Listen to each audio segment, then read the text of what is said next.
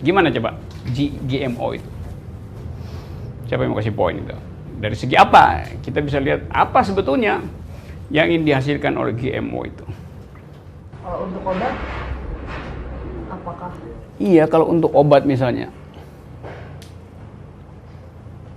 Mengapa ganja nggak bisa diresmikan sebagai obat? Ya karena perusahaan farmasi akan tutup semua kalau ganja jadi obat. Padahal itu obat yang dikenal oleh peradaban Mesir, peradaban Tibet, peradaban India, peradaban Amerika Latin. Dari sejarah farmasi kira-kira 200 tahun yang lalu dipakai sebagai dan itu mujarab. Begitu farmasi tiba, farmasi itu risetnya itu, kalau kita bikin obat itu riset akademisnya 5 tahun. Satu sudah standar itu. Jadi riset akademis tentang komposisi kimia. Riset efek medisnya itu juga 5 tahun. Diuji coba pada pasien, udah 10 tahun. Riset pasar 5 tahun, 15 tahun. Buat dapat izin dari negara, 5 tahun. 20 tahun untuk menghasilkan satu tablet. Dan investasi itu mahal betul.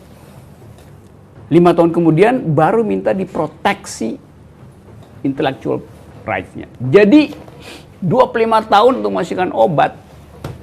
Tiba-tiba ganja itu bisa dilegalkan. Orang cuma perlu pergi ke Sukabumi, pergi ke Tibet, pergi ke Aceh untuk sembuh tuh. Apa nggak marah industri farmasi itu?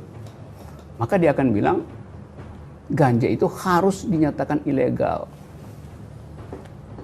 Kan logikanya begitu.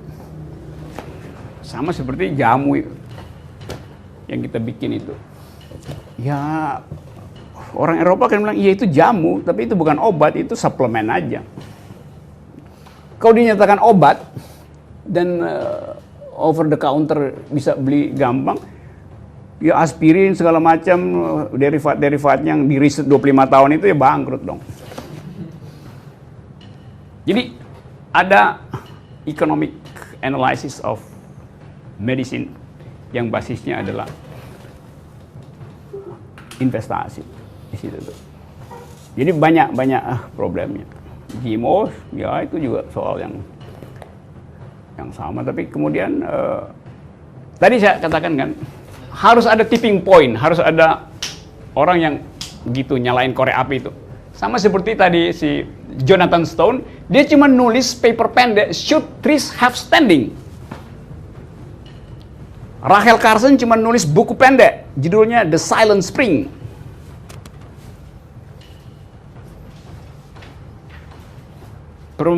Jurnal Perempuan cuma nulis edisi kecil, Ekologi dan Perempuan.